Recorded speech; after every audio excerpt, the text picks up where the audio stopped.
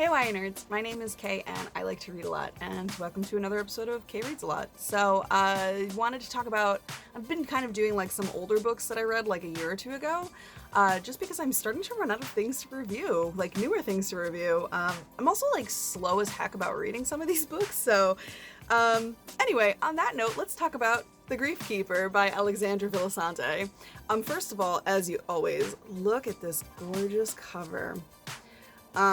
I forget what it was about this book that made me add it to my TBR list, but I'm really happy I did because it's gorgeous and I really liked it, but we'll talk more about that. The most important thing to talk about right now is that it's 320 pages and it was published June 11th, 2019, so it's not too old.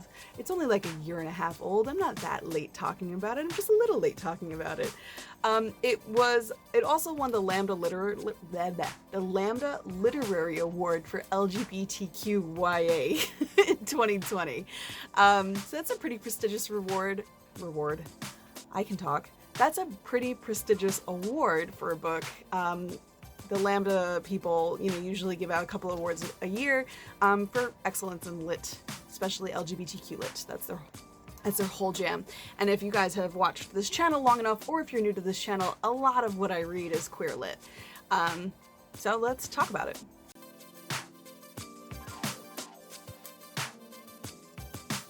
So in The Grief Keeper, we have Marisol and Ray. Ray is a girl. R-E-Y is her name. And in this story, Marisol is trying to escape violence from her home country in Central America. She brings her little sister Gabby with her and they cross the border illegally. Unfortunately, they get caught and they're detained somewhere in New Jersey. The whole story is focused on Marisol and Gabby. Marisol is the first person point of view that we get throughout the whole story. And her entire meaning to life is, I have to keep Gabby safe. You don't know why up until the end when you finally uncover what happened to them down in, I forget the country they came from because I'm the worst. I don't know if they tell us the country they came from. Was it San Salvador, the town? Whatever. She tells us everything eventually. But the point of the story before that is that they are caught and their application to stay in the United States has been denied. They did have an older woman who lived in Massachusetts or New England somewhere who was supposed to take them in, but by the time they get to where they are at the beginning of the book, the old woman has died, which is incredibly unfortunate. So, they've been denied their application for sanctuary in the United States. And Marisol doesn't know what to do. She's lost. And so, in a desperate plea to stay in the United States, she and Gabby escape the detention center. And while they're running away, they start to hitchhike and they get picked up by this mysterious woman who turns out to work for the government. And she gives Marisol an ultimatum, technically, I guess. I guess that's the word. Marisol can help with this scientific experiment, and the woman will, in exchange, get her and Gabby to visas to stay in the United States. And that's where the grief keeper comes in, that part.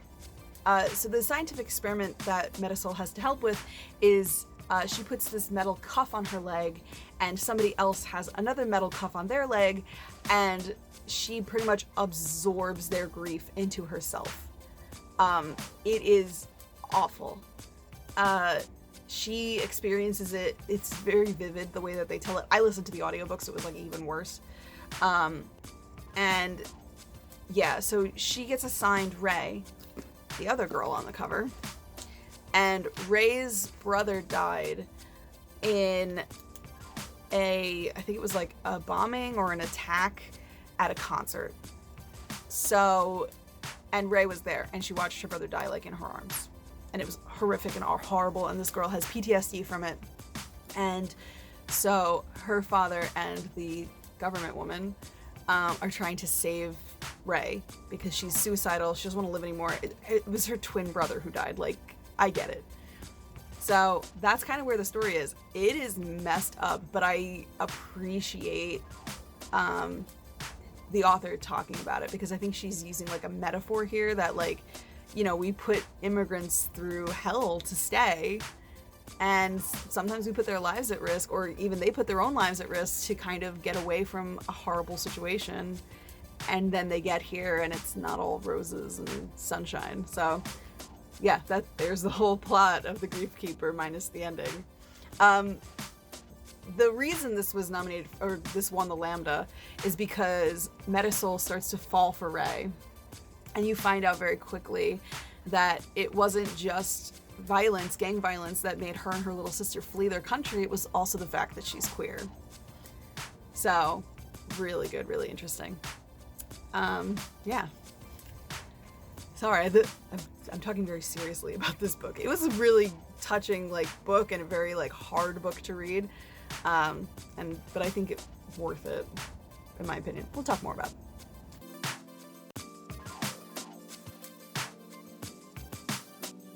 So the tropes, again, these tropes are things that I've compiled through like different research avenues and fan fiction and librarians and friends. Hi Tessa. And so here's just a bunch of things that make me think of this book, I guess. So we have broken family units. Ray's brother has passed away. Her mother is not in the picture. And even Metasol doesn't have a father because he left. He abandoned his family to deal with gang violence, and her brother was like murdered. So the families are pretty broken. Yeah. We also have Clueless Adults. So the adults in Metasol's life are supposed to look out for her, but it doesn't really go according to plan, and she almost dies, and it's all their fault. Spoiler, I guess. We also have Disastrous First Dates. So when Ray starts to feel better and Metasol starts to feel worse, Ray kind of takes her out on a date, but I don't think Marisol knew it was a date, which kind of made it even cuter in my opinion. And it was awful, but it brought them closer together, so I guess it works out in the end. We also have Having Bianca for your sister. Now, for those of you who've not watched 10 Things I Hate About You, the younger sister in that movie is the better sister.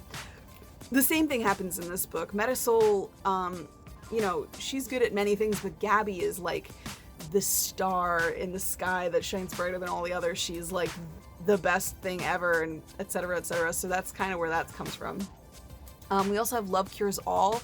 I feel like that's kind of the moral, well, not the moral, but like that's kind of the revelation that Metasol has, that like it's her love for Ray that's kind of helping Ray get better and get over her PTSD, I think. I guess. We also have Only One Friend in the World. This goes for both ways. Ray only has one friend, and they have a huge fight in the middle of the book, and her best friend is such a jerk, and I hate her. But then also Metasol kind of considers Ray her friend, and they're your only one friend, and they have fights, and it's awful, and I feel bad for everybody. We also have Unnecessary Romance. Now, usually I apply this to like straight romance books. I feel like that could apply here too. I'm happy that Gabby and Ray kind of fall for each other, and that's not really a spoiler. It happens kind of quickly in this book. But I do think this book could work without it too. That's not to say that it doesn't need the romance, you know what I mean? Like, or it needs the romance to work or whatever. I'm not trying to say that. But I think this book could do without it, maybe. I love it. It was great. It was well written, but it's like one of those books, like putting it in makes it work, taking it out makes it work. It works either way. And the last thing I have is Wrecking Ball endings. Oh my god, did this book destroy me. Oh my god. First of all, you're dealing with a very hot topic, immigration, and also, you know, illegal immigration, but also people fleeing their countries and trying to be a refugee in our country. On top of that, like the exploitation of a child of Metasol to like get a means to your end. And then you add the queer stuff into it. This is a rough book to read. Worth it, but a rough book to read. And that's it for the tropes. If you think of trope that you want me to use in one of these videos, let me know.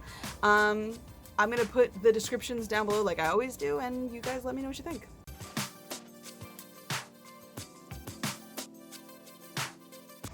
Reader likes, reader likes, reader likes, reader likes, reader likes, reader likes, reader likes, reader likes, reader likes, reader likes for the Grief Keeper, reader likes. So I got one read-alike from Goodreads, one read-alike from novelists, and one read-alike from myself. As always, I pull these read-alikes from different websites, the ones I just listed, and then just from myself, usually from a book that I've read in the past.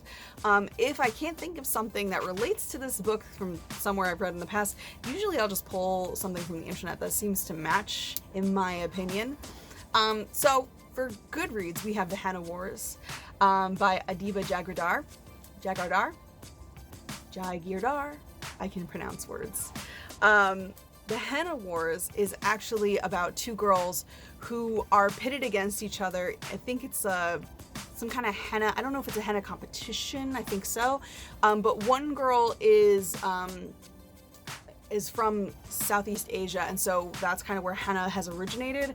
And so she gets really offended when this other girl, who I think is American, but I also think the other girl is a person of color, she gets really offended that the other girl is like in this competition, wants to win the Henna Wars.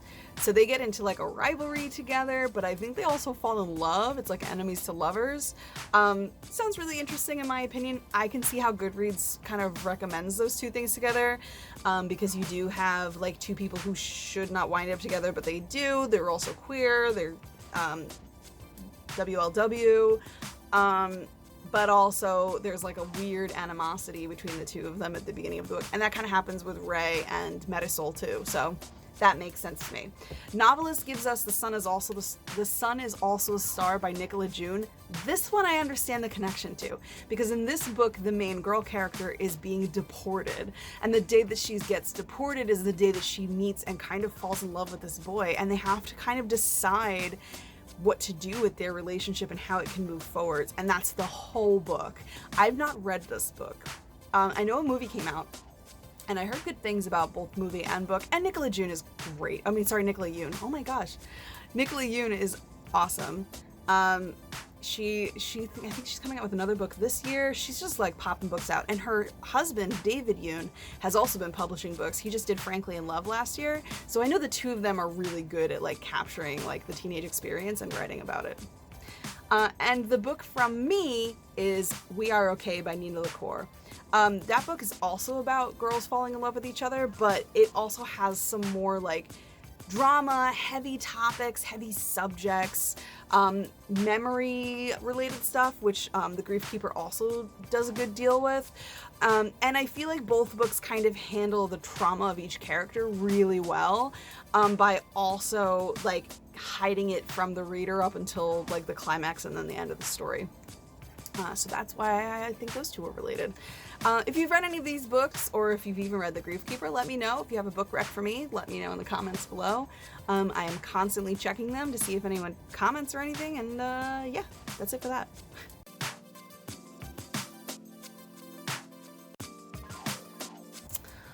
So my rating for this book is actually a 7 out of 10. I know, I usually give 10 out of 10s. I've been so good. I really liked this book. There were some aspects of it that I was like, I appreciated its exploration into like the potential exploitation of immigrants as a way of getting them into like our country. I think it's a really important topic that was explored really expertly and with tact. Like nothing was done without heart, in my opinion. This book like builds good empathy, I think, for teens, but also for us, and it's a good book to read for that. But other than that, it's kind of silly. I feel like this is also one of those books that like suffers because the characters don't communicate with each other, which I didn't put in the tropes because usually that's like communication between like two love interests, and that doesn't really happen in this. This is more like bad things start to happen to Marisol and she immediately hides it. And I get it, like teenagers don't talk to adults. I understand that. But I think the adults in this book are really dumb. And that doesn't offend me. I don't care about that. But like, I think this is one of those books that could have been resolved in like a better way than torturing our characters until they reach their limit and then resolving it. So that's kind of why I give it a little bit less. Other than that, well written. I loved the fact that the author included like Spanish into the book without translation. I think that's brilliant and wonderful and different. It made me have to like brush up on my own Spanish because I was listening to it in the car, and so they would say something, and I'd be like, okay, wait, context clues, what are they saying? And I think that made the book more enjoyable for me personally. Other people might not like it, whatever. That's an opinion. Opinions aren't fact. And yeah, so that's all I have to talk about with The Grief Keeper. This review is a little bit longer than usual, but this book has a lot that has to be unpacked and discussed. So let me know if you liked it. Let me know if you hated it. And I guess we'll talk soon. So peace out, YA nerds.